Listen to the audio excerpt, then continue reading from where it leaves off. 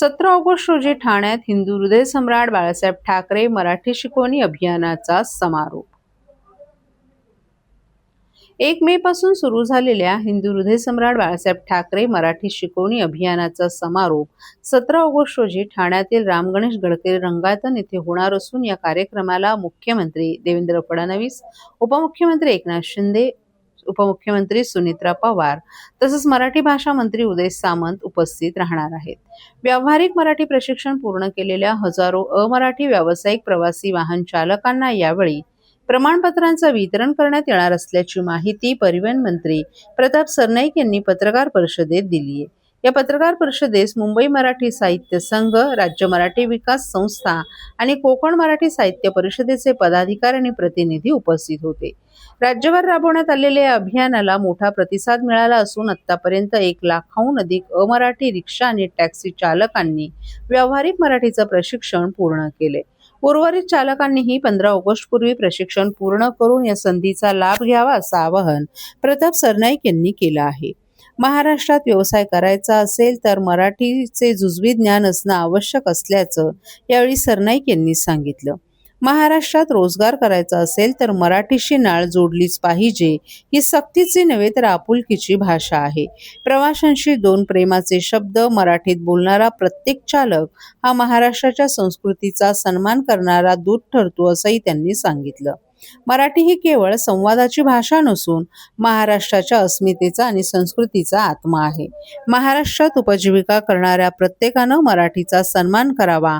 आम्ही कोणाच्याही विरोधात भूमिका घेतली नाही। महाराष्ट्रावर, मराठी मातीवर आणि मराठी भाषेवर प्रेम करणारा प्रत्येक जण आमच्यासाठी तितकाच महत्त्वाचा आहे। मात्र महाराष्ट्रात काम करताना मराठी भाषेचा सन्मान राखणं गरजेचं असल्याचंही त्यांनी सांगितलं। प्रशिक्षण पूर्ण केलेल्या चालकांना देण्यात येणाऱ्या प्रमाणपत्राबाबत बोलताना प्रताप सरनाईक यांनी कोकण मराठी साहित्य परिषदेच्या माध्यमातून दिलं जाणारं प्रमाणपत्र हे अभियानात सहभाग घेतल्याचं प्रमाणपत्र असून मात्र केवळ प्रमाणपत्र दाखवल्यामुळे कारवाई टळणार नसल्याचंही त्यांनी सांगितलं। आरटीओ अधिकारी चालकांशी मराठीत संवाद साधतील। त्या संवादामध्ये चालकाला मराठीत उत्तर देता आलं तरच त्यांनी नियमांचं पालन केल्याचं मानलं जाईल। यावेळी त्यांनी मराठी प्रवाशांनाही आवाहन केले। समोरचा चालक हिंदी भाषिक आहे असं गृहीत धरून मराठी प्रवाशांनी हिंदीत संवाद साधू नये। मराठी भाषिकांनी मराठीतच संवाद साधल्यास मराठीचा वापर अधिक वाढेल। मराठीचा सन्मान राखण्याची जबाबदारी केवळ चालकांचीच नाही तर प्रत्येक मराठी नागरिकाची असल्याचंही त्यांनी सांगितलं। मराठीला अभिजात भाषेचा दर्जा प्राप्त झाल्यानंतर तिच्या गौरवासाठी राबवण्यात आलेल्या या अभियानाला लाखो अमराठी बांधवांनीही सकारात्मक प्रतिसाद दिलाय।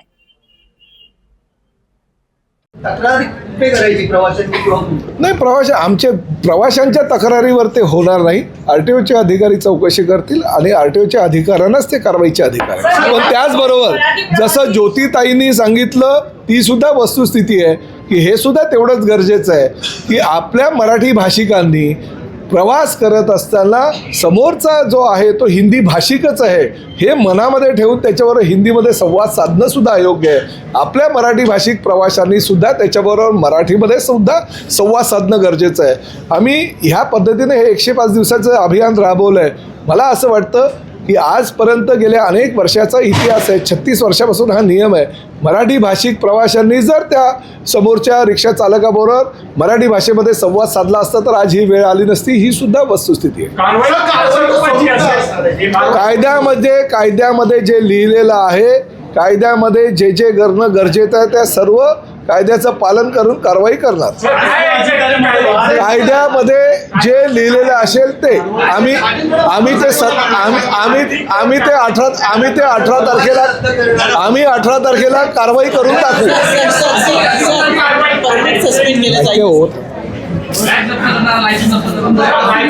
18 तारखेला कारवाई करून टाकू। कायद्याच्या आरटीओच्या कायद्याच्या कक्षेमध्ये जी काय कायद्याची पुस्तिका आहे त्यानुसार 18 तारखेला कारवाई करून दाखवू।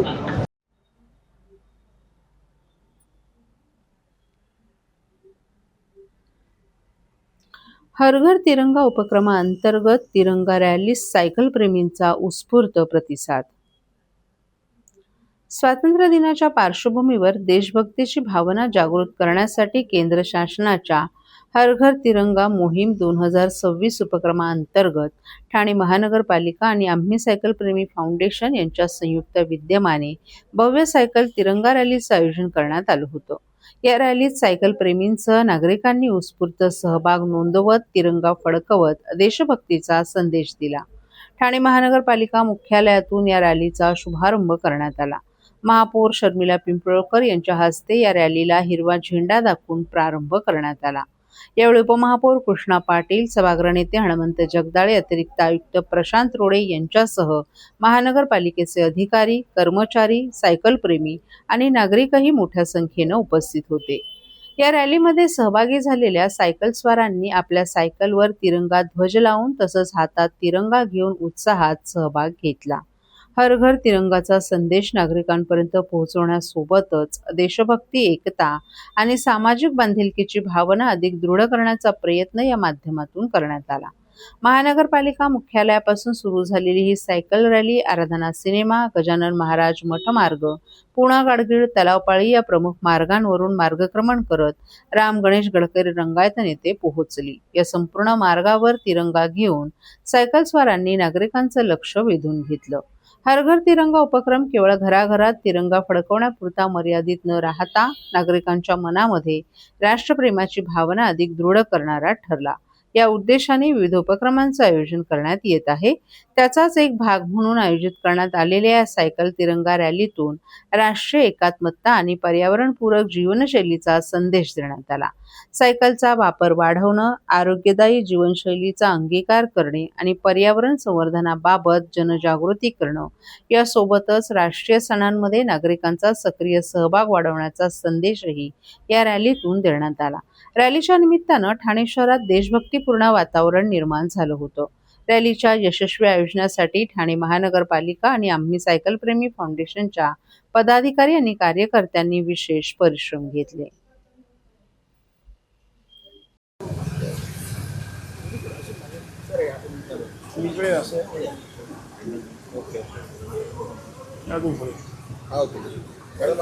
तिरंगा सायकल रॅली आयोजित केलेली आहे, काय सांगता? सर्वांना माझा नमस्कार.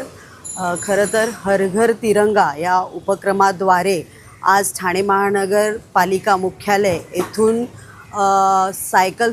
आम्ही सायकल स्वार संस्थेमार्फत आज ही सायकल रॅली इथून निघालेली आहे आणि ठाण्यातील विविध भागांमधून ही रॅली फिरणार आहे. आज हर घर तिरंगा या उपक्रमाद्वारे मी सर्वांना शुभेच्छा देते. इथेच थांबते. धन्यवाद. दादा, दात घासताय ना, मग पाणी का वाया घालवताय? ताई, भांडी घासा नाहीतर फोन पहा, पण नळ का चालू ठेवलाय? अंघोळ झाली ना करून, मग शॉवर चालूच. कपडे धुताय पण पाणी वाया जातंय, त्याचं काय? गाडी अशी धुताय आणि उद्या पाणी कायमचं संपलं तर? पाण्यासाठी किती जणांची वणवण होते. कित्येक कुटुंबांना तर पाणी मिळतही नाहीये. पाणी बोलत नाही, पण आपण त्याची किंमत जाणली पाहिजे. पाण्याचा अपव्यय टाळा, परिस्थिती भीषण होऊ शकते. प्रत्येक थेंब जपा, पाणी वाचवा. पाणी ही निसर्गाची देणगी आहे. पाणी निर्माण करता येत नाही. पाण्याची बचत हीच पाण्याची निर्मिती. ठाणे महानगरपालिकेतर्फे जनहितार्थ जारी.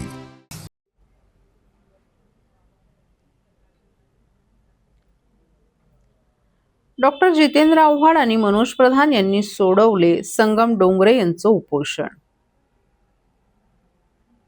गडकरी रंगायतन शेजारी असलेल्या भूखंडावर छत्रपती शिवाजी महाराज, डॉक्टर बाबासाहेब आंबेडकर यांचं स्मारक उभारावं या मागणीसाठी उपोषणाला बसलेले समाजसेवक संगम डोंगरे यांची प्रकृती खालावल्यानं डॉक्टर जितेंद्र आव्हाड आणि मनोज प्रधान यांनी डोंगरे यांची भेट घेत उपोषण सोडवलं. त्यांच्या मागणीसाठी ठाणे महापालिकेच्या सभागृहात आवाज उठवण्यात येईल असं यावेळी डॉक्टर जितेंद्र आव्हाड यांनी सांगितलं.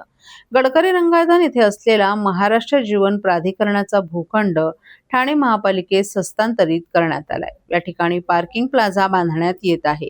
पार्किंगसह या ठिकाणी मत्स्यालय, छत्रपती शिवाजी महाराज वस्तू संग्रहालय, डॉक्टर बाबासाहेब आंबेडकर ग्रंथालय आणि कम्युनिटी हॉल उभारावा या मागणीसाठी संगम डोंगरे हे उपोषणाला बसले होते. आज राष्ट्रवादी काँग्रेस शरद पवार पक्षाचे राष्ट्रीय सरचिटणीस डॉक्टर जितेंद्र आव्हाड, जिल्हा अध्यक्ष मनोज प्रधान, गटनेते अभिजित पवार, महिला अध्यक्षा मनीषा भगत यांनी डोंगरे यांची भेट घेतली. त्यावेळी त्यांचा रक्तदाब आणि रक्तातील साखरेचं प्रमाण प्रचंड खालावलं असल्याचं तपासणीस आलेल्या वैद्यकीय अधिकाऱ्यांनी सांगितलं. त्यांचे वैद्यकीय अहवाल तपासल्यावर डॉक्टर जितेंद्र आव्हाड आणि मनोज प्रधान यांनी संगम डोंगरे यांना उपोषण मागे घेण्यास सुचवलं. आपल्या मागण्या रास्त आहेत. त्या मागण्यांबाबत राष्ट्रवादी काँग्रेस शरद पवार पक्षाचे नगरसेवक सभागृहात आवाज उठवतील, परंतु प्रकृती सांभाळली तरच लढा देता येईल असं डॉक्टर जितेंद्र आव्हाड यांनी डोंगरे यांना सांगितलं. त्यानंतर संगम डोंगरे यांनी आपलं उपोषण मागे घेतलं. उपोषण मागे घेतल्यानंतर डोंगरे यांना तात्काळ सिव्हिल रुग्णालयात उपचारार्थ दाखल करण्यात आले.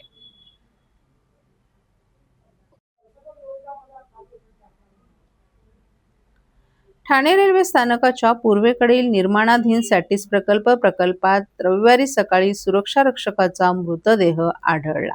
अशोक साळुंके असं मृत सुरक्षा रक्षकाचं नाव असून त्यांच्या मृत्यूचं कारण शवविच्छेदन अहवालानंतर स्पष्ट होईल अशी माहिती कोपरी पोलिसांनी दिली आहे. ठाणे रेल्वे स्थानकाच्या पूर्वेला सॅटिस 2 प्रकल्प उभारणीचं काम ठाणे महापालिकेच्या माध्यमातून सुरू आहे. साळुंके हे सॅटिसच्या बांधकामास्थळी कंत्राटी सुरक्षा रक्षक म्हणून काम करत होते. शनिवारी सकाळी ते कामावर गेले होते, मात्र त्यानंतर ते घरी परतले नव्हते. त्यांच्या कुटुंबियांनी शनिवारी रात्रभर शोध घेतल्यानंतर रविवारी सकाळी प्रकल्पाच्या तळभागातील मोकळ्या जागेत त्यांचा मृतदेह आढळून आला. याबाबत कुटुंबियांनी तात्काळ कोपरी पोलिसांना माहिती दिली. घटनेची माहिती मिळताच कोपरी पोलिसांनी घटनास्थळी धाव घेतली. पोलिसांनी घटनास्थळाचा पंचनामा करून मृतदेह शवविच्छेदनासाठी ठाणे जिल्हा शासकीय रुग्णालयात पाठवलाय. या प्रकरणाची नोंद कोपरी पोलीस ठाण्यात झाली असून साळुंके यांचा मृत्यू कशामुळे झाला याबाबतची माहिती शवविच्छेदन अहवालानंतर स्पष्ट होईल असं पोलिसांनी सांगितलं.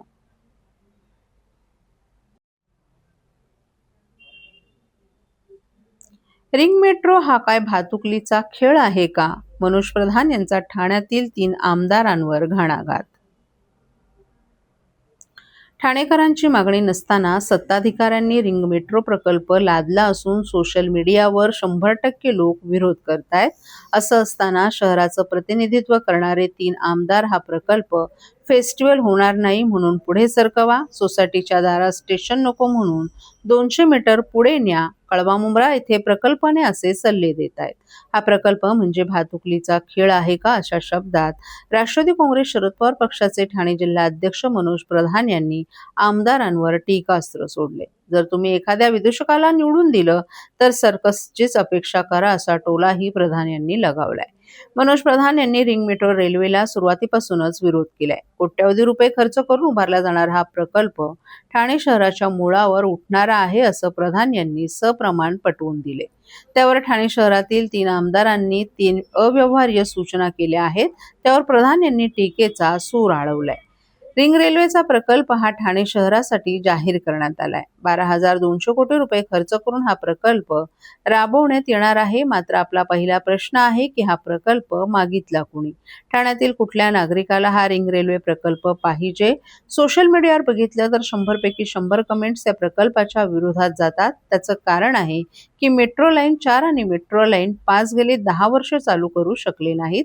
आता ही नवीन रिंग रेल्वे तुम्ही सुरू करताय. आपण सुरुवातीलाच 1,000 कोटी रुपयांच्या इलेक्ट्रिक बसेस घ्या आणि लास्ट माइल्स कनेक्टिव्हिटी करा, परंतु आपल्या सत्ताधाऱ्यांना त्यावर काहीच बोलायचं नाही. काही ठाणेकर या प्रकल्पाला विरोध करत असले तरी एका सोसायटीचे लोक आमच्या समोर स्टेशन नको, 200 मीटर स्टेशन पुढे घेऊन जा, तर दुसरे सोसायटीवाले या रस्त्यावर घेऊ नका, मागच्या रस्त्यावर घेऊन जा असं सांगत आहेत.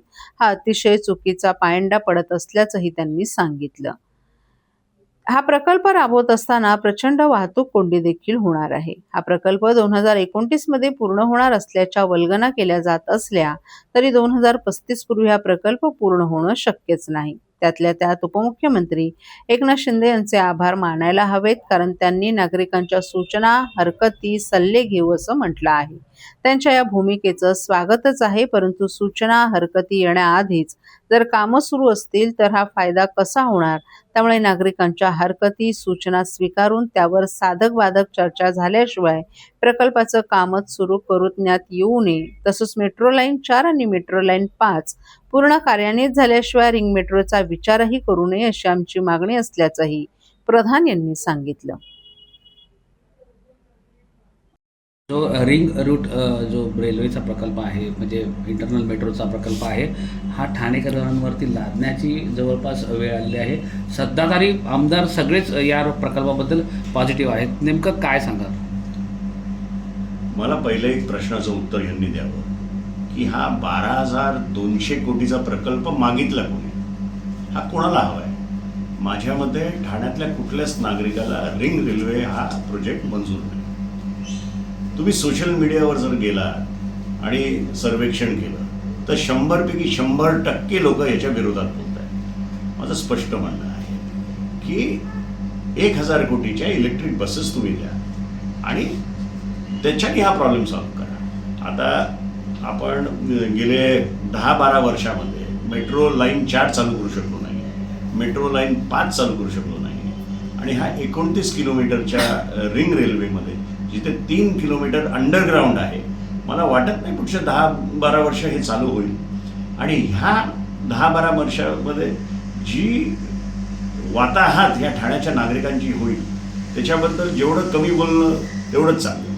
दुसरी एक गोष्ट, आज सत्ताधारी आमदार सुझाव देत आहेत की उपवन लेकच्या इकडनं घेऊन जाऊ नका, तिथे आमचा उपवन फेस्टिवल होतो, तिथे 1500 घरं तोडायला लागतील, समतानगरमधनं घेऊन जा. दुसरा आमदार म्हणतो की ह्या सोसायटीचा विरोध आहे, 200 मीटर पुढे घेऊन जा स्टेशन. तिसरी सोसायटी म्हणते की आमच्या रस्त्यावरनं नको, मागच्या रस्त्यावरनं घेऊन जा.